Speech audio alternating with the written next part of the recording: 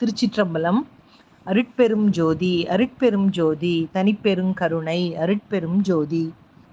அந்த குருவுக்கு மிகவும் வயதாகிவிட்டது. ஒரு நாள் அவர் தனது சிறந்த சீடர்கள் 3 பேரை அழைத்தார். மூவரும் பணிவுடன் அவர் அருகில் வந்தனர். அவர் சொல்லப்போவதை கேட்க தயாராக நின்றனர். குரு அந்த 3 பேரையும் உற்று நோக்கினார். பின்னர் சற்று நேரம் ஏதும் பேசாமல் மௌனமாக இருந்தார். பிறகு மெல்ல கூறினார், எனக்கு வயதாகிவிட்டது, நான் ஓய்வு பெற விரும்புகின்றேன். மூவரும் அதற்கு எதுவுமே பதில் பேசவில்லை. மிகவும் மௌனமாக இருந்தனர். நீங்கள் ஏறக்குறைய எல்லாவற்றையும் கற்றுவிட்டீர்கள் என்று கருதுகிறேன். எனினும் வெறும் தர்க்க அறிவு என்பது வேறு, அனுபவ அறிவு என்பது வேறு. அதுபோலவே தத்துவம் என்பதும் யதார்த்தம் என்பதும் வேறு வேறு. தான் சொன்னது அவர்களுக்கு விளங்க வேண்டும் என்பதற்காக சற்று நேரம் அமைதியாக இருந்த குரு பிறகு தொடர்ந்தார். மனிதன் இறை உணர்வு பெற வேண்டும், அதுதான் முக்கியமானது. அதனால் நீங்கள் மூவரும் தனித்தனியாக செல்லுங்கள், பல திசைகளிலும் ஓராண்டு பிரயாணம் செய்யுங்கள்.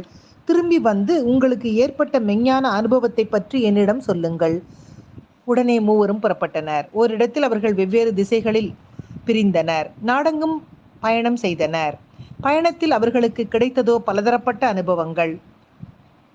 அவர்கள் பல வகையான மக்களை சந்திக்க நேர்ந்தது. அவர்களை பல்வேறு விதமான சம்பவங்கள் எதிர்கொண்டன. மூவரும் திரும்பி வர 1 வருடத்திற்கு மேல் ஆயிற்று. அப்படி திரும்பி வந்த மூவரும் சேர்ந்தே குருவிடம் போனார்கள். முதலாம் அவன் சொன்னான், குருவே, நான் இறைவனை கண்டேன். அவர் எங்கும் இருக்கிறார். அவருக்கு உருவம் கிடையாது. எல்லாவற்றிலும் எல்லா இடத்திலும் இறை வியாபித்து உள்ளது. இரண்டாம் அவன் சொன்னான், குருவே, இறைவனுக்கு உருவம் உண்டு. அவர் ஒளி வடிவமாக காணப்படுகிறார்.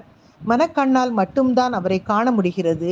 மனமுருகி பிரார்த்தனை செய்யும் போதெல்லாம் அவர் பல விதங்களில் உதவ ஓடி வருகிறார். இதையெல்லாம் கேட்டுக்கொண்டிருந்த 3ஆம் அவன் சங்கடத்துடன் தலையை குனிந்து கொண்டான். பின்னர் மெல்லச் சொன்னான், எனக்கு ஒரே குழப்பமாக இருக்கிறது. எதுவும் புரியவில்லை.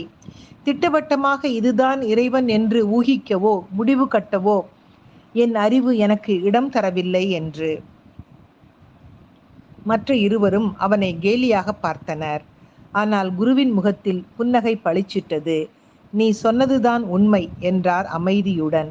அத்துடன் எனக்கு பின் இம்மடாலயத்தை நீயே நிர்வகித்து வா என்றார் என்ற ஜென் கதையை முன்வைப்பதோடு, அறிவுக்கோ விவாதங்களுக்கோ எட்டாதது ஞானம். தெரியாததை தெரியாதது என்று ஒப்புக்கொள், தெரிந்ததாக வேடம் பூணாதே என்கிறது ஜென் என்ற உண்மையையும் முன்வைப்பதோடு, ஊனாகி உயிராகி உண்மையுமாய் இன்மையுமாய் என்ற திருவாசகத்தின் வரியையும் சொல்லி காலை வணக்கம் சொல்வது அழகம்மை சுவாமிநாதன். Happy morning.